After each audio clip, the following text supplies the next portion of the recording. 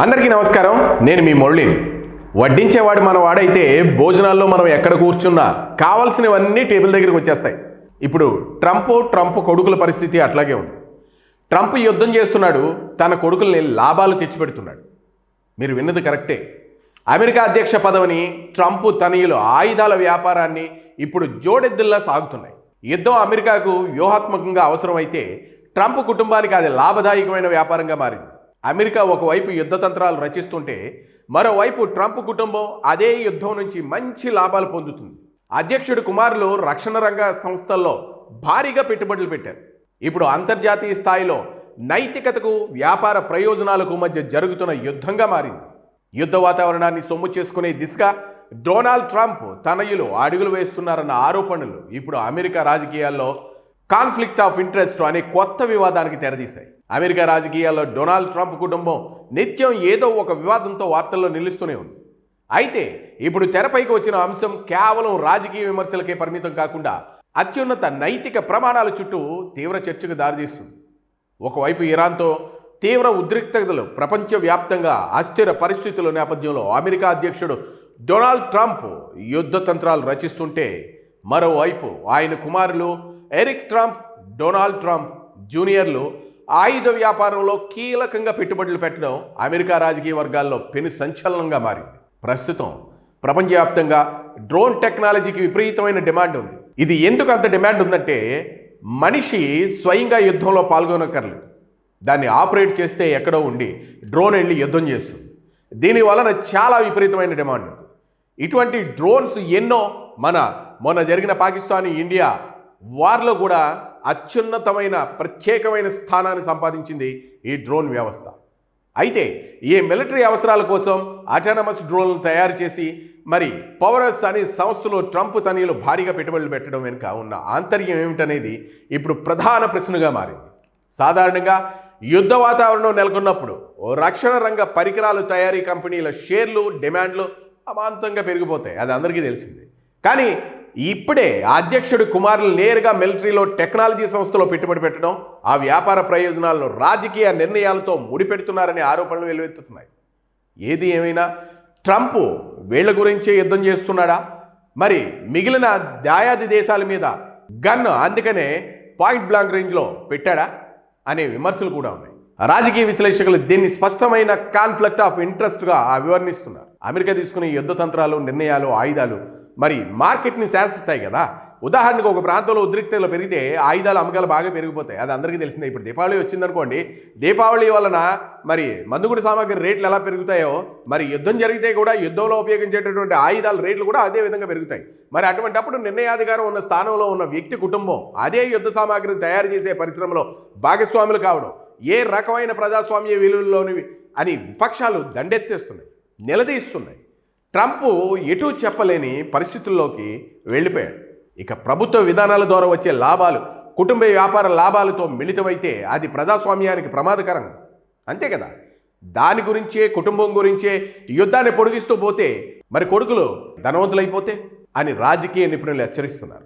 ఇక పారదర్శకత లోపించడం వల్ల అధ్యక్షుడు తీసుకునే ప్రతి నిర్ణయం వెనుక దేశ ప్రయోజనాల కంటే వ్యక్తిగత వ్యాపార ప్రయోజనాలే ఉన్నాయేమన్న అనుమానాలు తలెత్తుతున్నాయి. మరి సమర్థనలో ట్రంప్ మద్దతుదారులు, మరోవైపు ట్రంప్ అనుచరులు ఈ విమర్శలను పూర్తిగా తోసిపుచ్చుతున్నారు. అయినా కుదరదు కదా. ఎంత విమర్శల్ని వాళ్ళు పక్కన పెట్టేసినా మరి ప్రతిపక్షాలు ఊరుకోవు కదా. జరుగుతున్నది అదే కదా. డొనాల్డ్ ట్రంప్ తనయులందరూ కూడా ఏదైతే ఈ మిసైల్స్, డ్రోన్స్ ఉన్నాయో ఇటువంటి సంస్థల్లో పెట్టుబడి పెట్టడం వల్ల, మరి యుద్ధం పొడిగించడం వల్ల, అక్కడి నుంచే ఈ యుద్ధ సామాగ్రి అంతా తీసుకురావడం వల్ల మరి ప్రతిపక్షాలు ఊరుకోవు కదా. ఏది ఏమైనా ఎరిక్ మరియు డొనాల్డ్ ట్రంప్ జూనియర్లు స్వతంత్ర వ్యాపారవేత్తలని, వారు తమ సొంత డబ్బుతో టెక్నాలజీ రంగంలో పెట్టుబడులు పెట్టారని మరి ట్రంప్ మద్దతుదారులు వాదిస్తున్నారు. దీన్ని రాజకీయ కోణంలో చూడటం దురుద్దేశపూర్వకమని, కేవలం సాంకేతిక రంగంలో వృద్ధి చేశారు తప్ప వాళ్ళు ఇటువంటి వాళ్ళు కాదని వాళ్ళు వెనకేసుకొస్తున్నారు. ఇక వ్యాపార నిర్ణయాలను ప్రభుత్వ పాలనాపరమైన నిర్ణయాలతో ముడిపెట్టడం సరికాదని వాళ్ళు చెప్పుకుని వస్తున్నారు. వేడెక్కుతున్న అమెరికా రాజకీయం ఏది ఏమైనప్పటికీ యుద్ధం అంటే రక్తపాతం మాత్రమే కాదు, అది ఒక పెద్ద వ్యాపారం అని మరోసారి నిరూపితం అవుతుందని చెప్పుకుని వస్తున్నారు. ఇక ట్రంప్ కుటుంబం ఈ వ్యాపార నిర్ణయాలతో నైతికతను పణంగా పెట్టిందా లేదా అనేది మరి కొద్ది రోజులు ఆగితే మనకే తెలిసిపోతుంది. అయితే ఇక్కడ అంతర్జాతీయ రాజకీయాల్లో పరిస్థితుల ఆధారంగా అంటే మరి ఈ రాజకీయాల్లో పరిస్థితులు ఏ విధంగా మారుతాయి అని అంటే దేశాల మధ్య ఉన్న సంబంధాలు ఎంత వేగంగా మారుతాయో చెప్పడానికి ఉక్రెయిన్ అధ్యక్షుడు వోలోడిమిర్ జెలెన్స్కీ అమెరికా మధ్య మారుతున్న సమీకరణాల నిదర్శనం. ఇప్పుడు అమెరికా పాశ్చాత్య దేశాల సహాయం కోసం నిరంతరం అభ్యర్థించే స్థితిలో ఉన్న ఉక్రెయిన్ నేడు అదే అమెరికాకు ఒక అనివార్యమైన వ్యూహాత్మక భాగస్వామిగా ఎదగడం గ్లోబల్ జియోపాలిటిక్స్లో ఒక అద్భుతమైన మలుపని చెప్పుకోవచ్చు. అమెరికా వెళ్ళి జెలెన్స్కీని బ్రతిమలాడడం జరిగింది. కొద్ది నెలల క్రితం వరకు ఉక్రెయిన్ పరిస్థితి అత్యంత దయనీయంగా ఉంది. ఆ ఉక్రెయిన్ అధ్యక్షుడు జెలెన్స్కీ ఎన్నోసార్లు ట్రంప్ను బ్రతిమాలిన సందర్భాలు ఉన్నాయి. రష్యా దాడులతో అల్లాడుతున్న ఉక్రెయిన్ తన మనుగడ కోసం అమెరికా నుంచి ఆయుధాలు నిధుల కోసం వేడుకోవాల్సిన పరిస్థితి వచ్చింది మొన్నటి వరకు. అయితే అమెరికా రాజకీయాల్లో కూడా ఉక్రెయిన్కు సహాయంపై తీవ్రమైన విభేదాలు కూడా ఉండేవి, భేదాభిప్రాయాలు కూడా ఉండేవి. ఉక్రెయిన్ని వ్యతిరేకరిస్తూ ఉండేవారు. ముఖ్యంగా డొనాల్డ్ ట్రంప్, ఆయన మద్దతుదారులు ఉక్రెయిన్ వెళ్తున్న భారీ సహాయాన్ని బహిరంగానే విమర్శించారు. అప్పట్లో జెలెన్స్కీని ఉద్దేశించి ఎగతాళి వ్యాఖ్యలు కూడా చేసిన వాళ్ళు కూడా లేకపోలేదు. అందులో కూడా వీళ్ళిద్దరూ ఉన్నారు.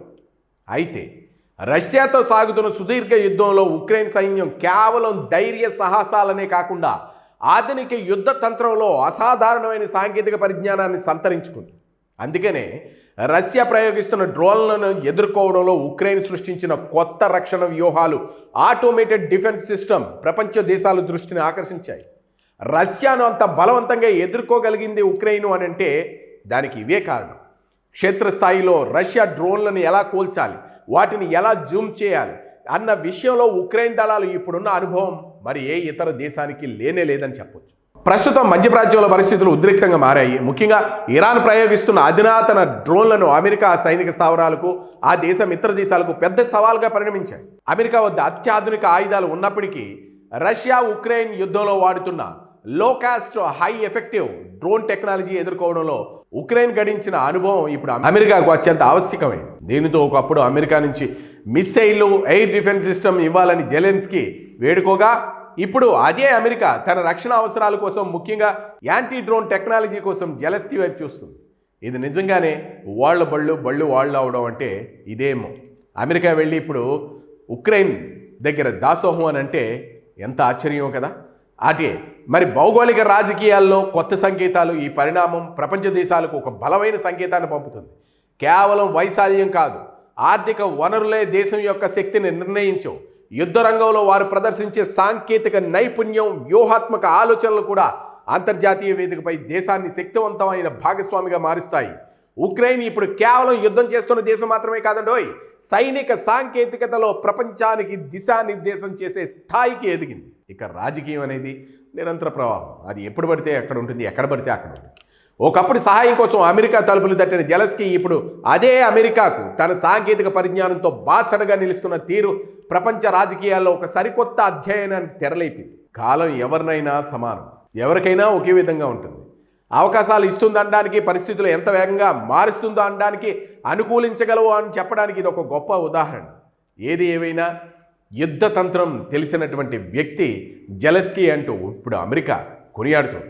అయితే ఇక్కడ ట్రంప్ చేస్తున్నటువంటి ఈ యుద్ధం దేశ అవసరాలకు మించా లేదా కుటుంబ అవసరాలకి మించా అనేది ఎవరికీ అర్థం కానటువంటి పరిస్థితి. ట్రంప్ అణు ఆయుధాలు ఇరాన్లో ఉండకూడదు, ఉంటే ప్రపంచ దేశాలకు ముప్పు వాటిల్లుతుంది అనే ఒక వంకతో లేదా ఒక విధానంతో యుద్ధానికి తెరలేపారు. కానీ ఈ యుద్ధం మూడో ప్రపంచ యుద్ధానికి దారి తీస్తుందా అనేది అలా నిర్ఘాంతిపోయి యావత్ ప్రపంచం చూస్తూ ఉంది. ఎందుకు అనంటే రోజు రోజుకి ఈ యుద్ధం మితిమీరిపోతుంది.